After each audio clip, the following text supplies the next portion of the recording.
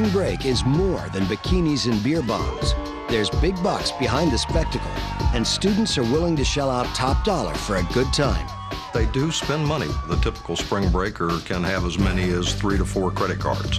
The economic impact of spring break to Panama City Beach is estimated at about $150 million. So it's a great piece of business for us. Because they're so willing to spend cash, students become targets for swindlers offering deals too good to pass up. Spring break is a great opportunity for scams and all other types of crime because you have young people, high schoolers, college kids, whether they want to believe it or not, very often very naive and not very street smart. One of the most common pitfalls? Shady bargain basement travel packages. It ranges from outright fraud to a company that's not fully disclosing everything in their advertising. And what's more often the case is that there is misunderstandings that come up between what the buyer thinks they're buying and what the seller thinks they're selling. When students deal with crooked agencies, they often end up in limbo at the airport.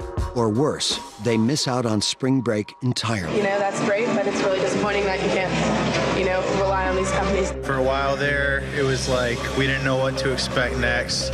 Worst travel experience of my life. A mess. A ripoff. Big ripoff. I'll believe that we're going when we actually get into the air. This is my last spring break of my college career, and they've kind of destroyed it for me.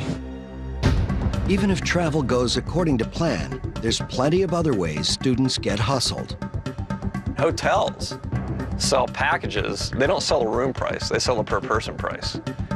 It'll say $400 per person for the week, but there's 6 kids in a room. Spring break promoters, they'll rent out a club and they'll charge 20 bucks for all you can drink, but then they'll only have like 2 flowing taps. Everybody's making money on the kids. It's not just students who get taken for a ride. It's right on the edge of being totally out of control. When spring breakers collide with other vacationers, the impact can be tragic.